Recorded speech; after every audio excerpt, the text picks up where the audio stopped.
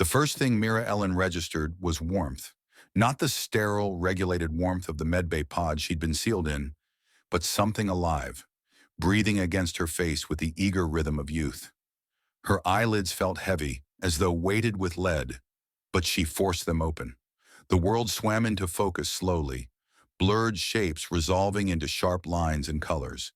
And there, mere inches from her nose, was a face covered in soft golden fur, with enormous amber eyes that seemed to contain entire suns. "You're awake!" The voice was high-pitched, trembling with emotion. "I missed you!" Carrillo Brightpaw's whiskers twitched with barely contained excitement, his small three-fingered paws gripping the edge of her medical pod.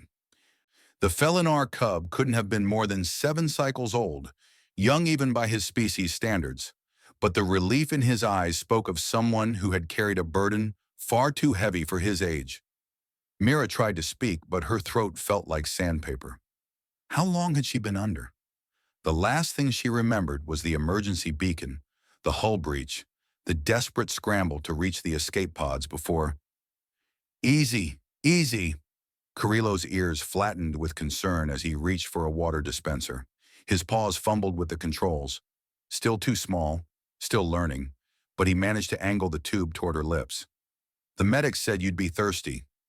The water was cool and perfect. Mira drank greedily, her mind racing to piece together what had happened. She was alive. That was something. But where was she? And why was this cub... "Carrillo!" Her voice came out as a rasp. "Your parents, the colony ship." The cub's tail drooped slightly, but he forced a brave smile, the way children do when they're trying to be strong. "Safe. Everyone's safe. Because of you." Memories flooded back. The Ravager attack on the Stellar Harmony, the mixed colony ship carrying 300 souls, most of them Felinar refugees fleeing the border wars. She'd been the only human aboard, a contracted engineer maintaining the aging vessel's systems.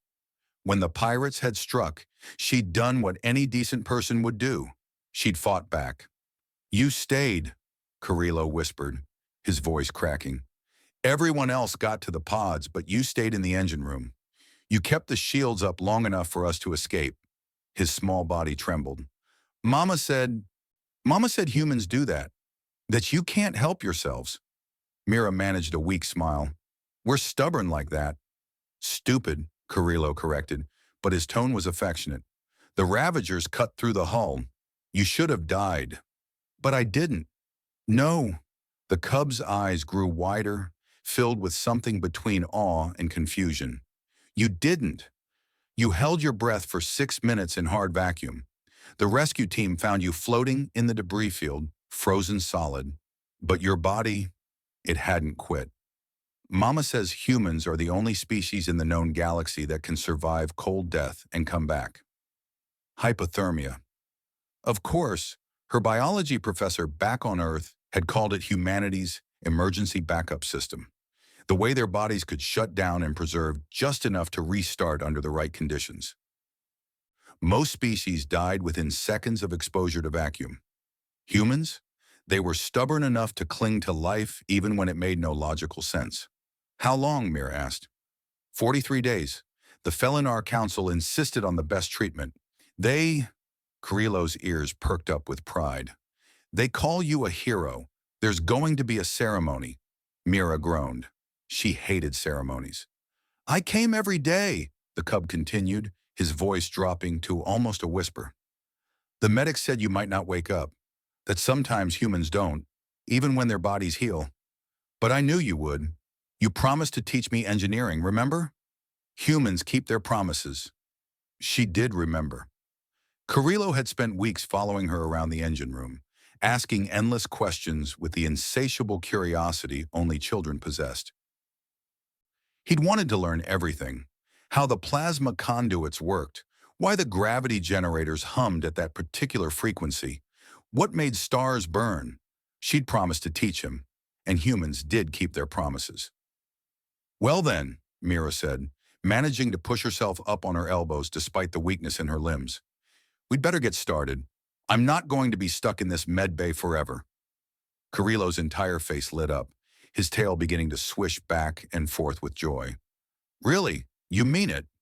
Really? But first, she fixed him with a stern look, the kind she'd seen mothers of every species give their children. First, you're going to tell me everything I missed. 43 days is a long time. Fill me in.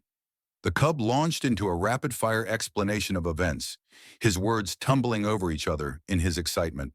The rescue, the temporary colony on Station Kepler 9, the diplomatic negotiations, his sister's upcoming bonding ceremony, all of it spilled out in a torrent of information that would have been overwhelming if Mira hadn't found it so utterly charming.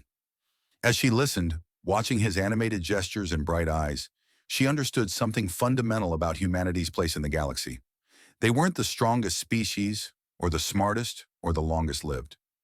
They didn't have scales or claws or natural weapons, but they had this, the stubborn refusal to give up, even when frozen solid in the void of space. The instinct to protect others, even at the cost of their own safety. The ability to make promises to small, hopeful children and keep them, no matter what. The galaxy had thousands of species, each with their own gifts. But humans? Humans had something that couldn't be quantified in medical scans or scientific papers. They had heart, and sometimes in the cold darkness of space, that made all the difference. And then Papa said you probably saved the entire colony because the Ravagers were tracking our warp signature. And when you overloaded the engines, they thought we'd been destroyed. So they left and... Carrillo paused, noticing her smile. What? Nothing, Mira said softly. Just glad I kept my promise.